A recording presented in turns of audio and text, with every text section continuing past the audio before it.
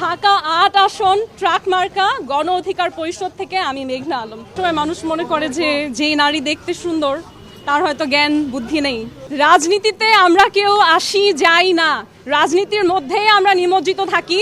যখন নিজের দেশের রাজনীতির যে অবস্থান সেটাই শক্ত না, যখন কূটনৈতিকভাবে বাংলাদেশ সেই শক্তিশালীভাবে দাঁড়িয়ে বলতে পারে না যে আমার দেশের নাগরিকের সুরক্ষা আমার কাছে আগে।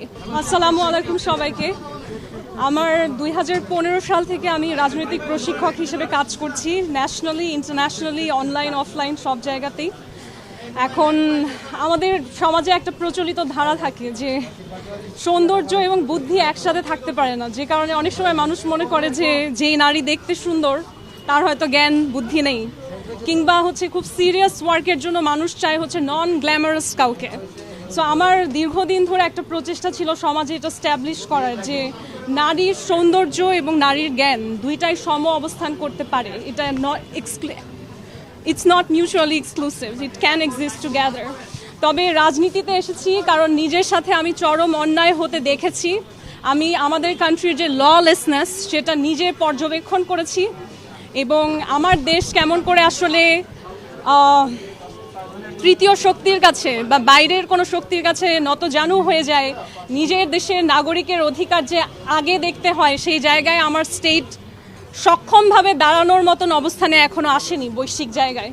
তখন আমার কাছে মনে হয়েছে যে আসলে সারা বিশ্বের রাজনীতি শিখিয়ে কী লাভ, যখন নিজের দেশের রাজনীতির যে অবস্থান সেটাই শক্ত না, যখন কূটনৈতিকভাবে বাংলাদেশ সেই শক্তিশালীভাবে দাঁড়িয়ে বলতে পারে না যে আমার দেশের নাগরিকের সুরক্ষা আমার কাছে আগে।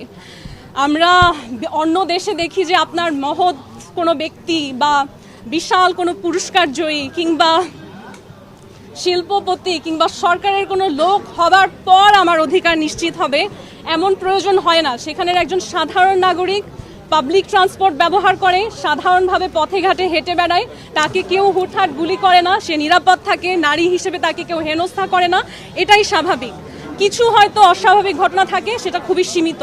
কিন্তু আমার বাংলাদেশে কেন যেন বারবার আমরা এত যুদ্ধ করি, এত গণ অভ্যুত্থান করি, তারপর আমাদের নাগরিক অধিকার বেসিক হিউম্যান রাইটসটাই আমরা নিশ্চিত করতে পারি না। আমি রাজনীতিতে এসেছি কারণ নিজের জন্য ন্যায়ের কথা বলতে বলতে, প্রতিবাদ করতে করতে আমি বুঝতে পেরেছি শুধু আমার একার জন্য করলে হবে না। যখন আমার পুরো বাংলাদেশকে আমি এক করতে পারবো, আমরা সবাই মিলে ন্যায়ের জন্য লড়বো, তখনই আসলে আমার দেশ কূটনৈতিকভাবে শক্তিশালী হতে পারবে। রাজনীতিতে আমরা কেউ আসি যাই না, রাজনীতির মধ্যেই আমরা নিমজ্জিত থাকি।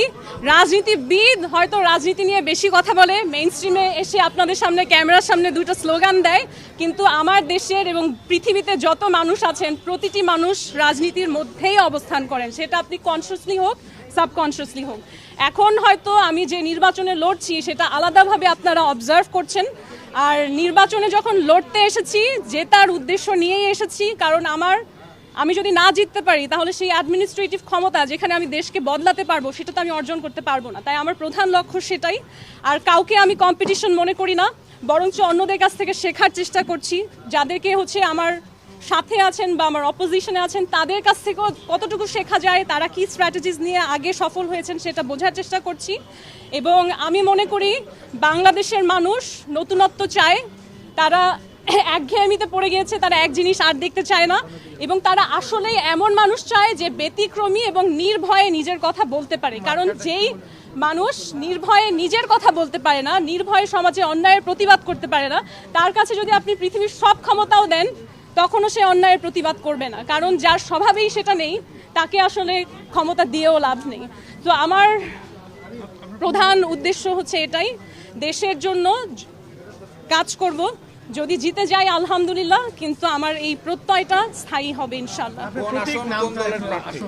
ঢাকা ৮ আসন ট্রাক মার্কা গণ অধিকার পরিষদ থেকে আমি মেঘনা আলম।